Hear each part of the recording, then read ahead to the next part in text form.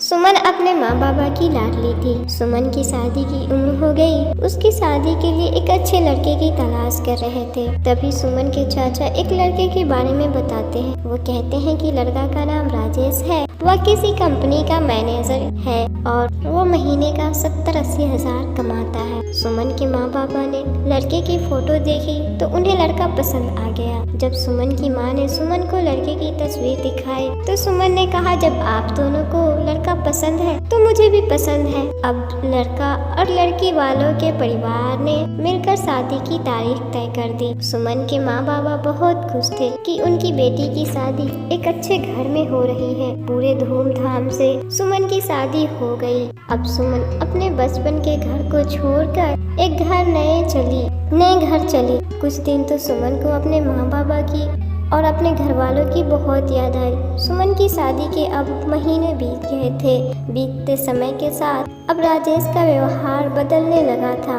राजेश अब चिड़चिड़ा सा रहता था। सुमन को समझ नहीं आ रहा था कि वो क्या करे। वो बस रोकर अपने दर्द को कम करने की कोशिश करती थी। राजेश घंटों किसी से बातें करता। जब सुमन पूछती तो दोस्त है कहकर टाल देता था। लेकिन अब सुमन को शक होने लगा था। होली का दिन था। राजेश के कुछ दोस्त घर आए थे और सबने पार्टी की और ज़्यादा ड्रिंक कर लिया था।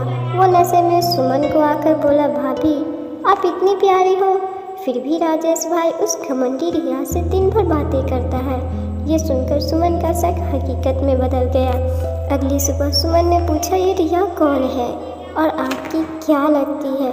राजेश बोला, मैं क्यों बताऊं? इस पर सुमन बोली, ठीक है, तुम देखना मैं उस कमीनी लड़की को कैसे सबक सिखाती हूँ।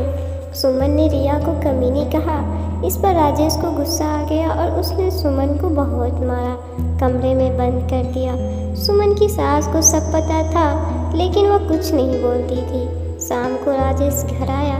सुमन की तबीयत खराब थी, फिर भी उसने खाना बनाया। वो ये सब माँ को बताना चाहती थी लेकिन ये सोचकर नहीं बताती थी वे सब परेशान हो जाएंगे। राजेश अब छोटी छोटी बातों पर सुमन को मारता पीटता था।